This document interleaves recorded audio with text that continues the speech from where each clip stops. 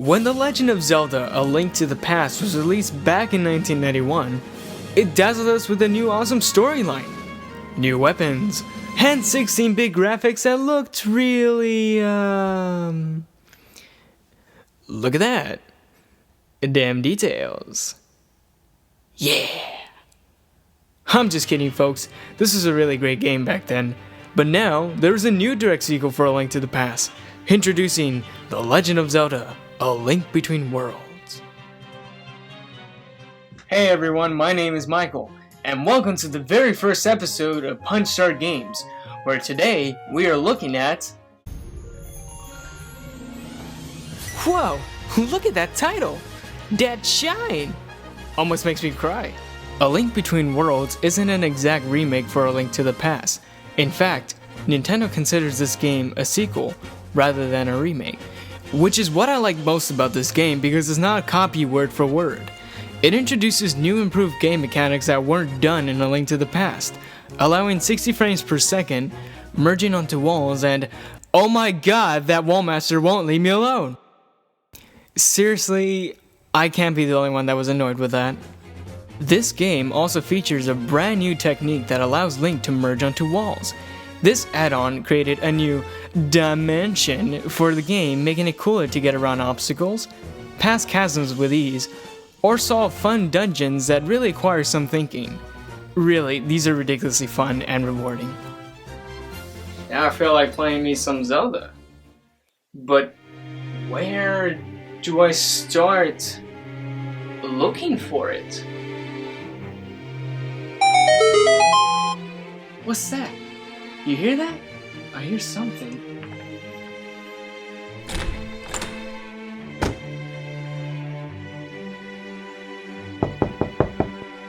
Hello? Whoever's in there, I'm coming in.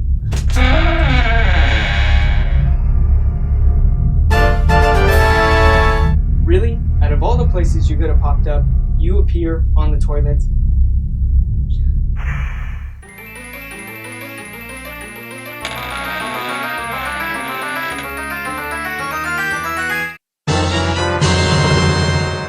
Give me that already. Now that we got the game, the 3DS, and some tissue paper, we can finally get started on our game. This is gonna bring back some memories.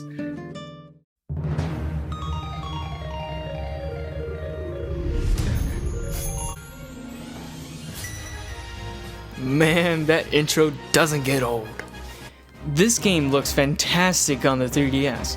Since it's a top-down game, there are some areas where the 3D option was helpful. Using the 3D helped a lot, like determining how far should I jump onto the platforms under me.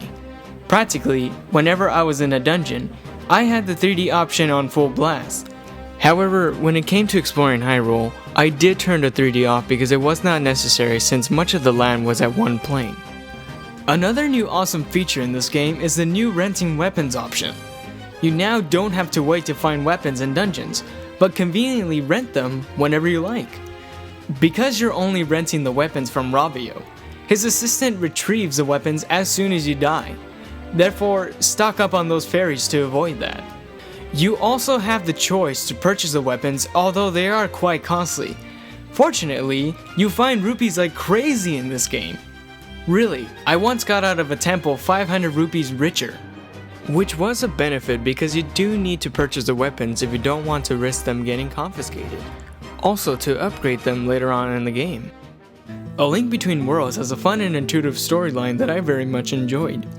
Instead of calling the opposite of Hyrule the Dark World, they refer the Dark World as Lowrule. Cause you know, high means good and low means, well, not good.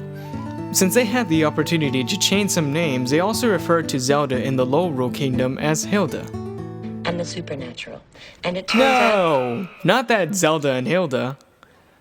Although you did probably think of these two when you first heard of the names. This game was directed by Hiromasa Shikata, who joined Nintendo back in 1997 and worked on Ocarina of Time. Whoa. Did you say Ocarina of Freaking Time? No wonder why this game is damn good. After Ocarina of Time was finished, he joined the Zelda team to help create future titles. He was primarily known for his art skills creating artwork like the Forsaken Fortress from Wind Waker, the Kakariko Village Windmill from Ocarina of Time, and many more contributions. Shigeru Miyamoto also contributed to this game as a general producer, but wasn't fond with the first stages of this game. This game almost never happened if it weren't for the Zelda team coming up with the idea of Link turning into a walking mural. Here is an actual quote from the latest Iwata Ask. As soon as we started the presentation, I could clearly see Miyamoto-san's facial expression rapidly darkening. We actually have recorded footage of this meeting. Okay, maybe we don't, but we do have a nice dramatization of what could have happened in this meeting. Take a look. Hello, Mr. Miyamoto, and we're the Zelda team. Would you like us to show you our final product for the new Zelda game? Sure. Excellent. Such enthusiasm. Here, we actually have the very first screenshot of the game itself. Take a look.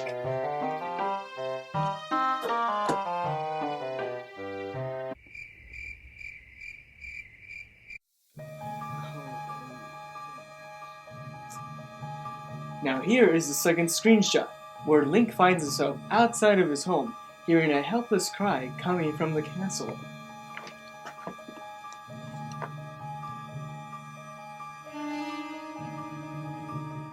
Wait a minute, and I quote, "This sounds like an idea that's 20 years old." Now hold on there, Mr. Miyamoto, we're not done yet. Here I have the third screenshot of the game, where Link goes into Hyrule Castle to only find his uncle.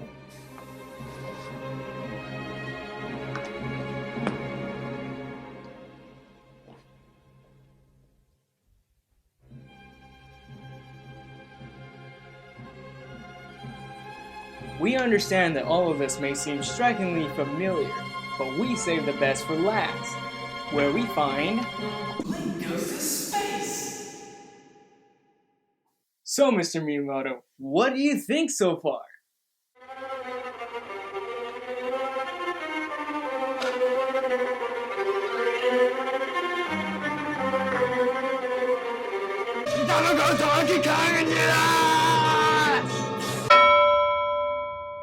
Okay, maybe that last part didn't happen. Or even any of this ever happened. But we can only imagine that the Zelda team were going to do an exact remake for A Link to the Past. Either way, the Zelda team didn't disappoint by adding the new merging onto wall feature, new story, and new dungeons. Moving on to the music, the soundtrack in A Link Between Worlds was phenomenal. A lot of the music were revamped versions of Koji Kondo's work, with a new edited soundtrack done by Ryo Nagamatsu. He was also responsible for composing pieces in Super Mario Galaxy 2, New Super Mario Bros. Wii, and Mario Kart Wii. Although he did a fantastic job on the soundtrack, I can safely say that the song from Yuga's first battle was horrendous. I mean, really it was. Why don't you take a listen to it?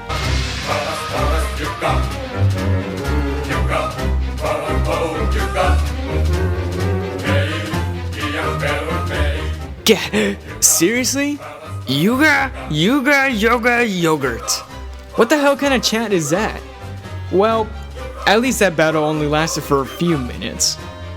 What I also admired so much about the music is when you progress into the game, the music also changes. It becomes more intense and exciting, almost like Hyrule is really depending on you to save it. This game used the 3DS's full capability by incorporating the 3D for fun-filled dungeon gameplay. Overall, The Legend of Zelda: A Link Between Worlds was fun, epic, and belongs in any Zelda fan's library.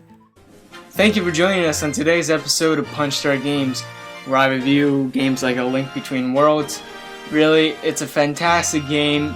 Go get it, and if you really liked A Link to the Past, then you would definitely love this game. And please drop a like and subscribe for this channel, really does help out. And hope to see you all soon, so safe travels.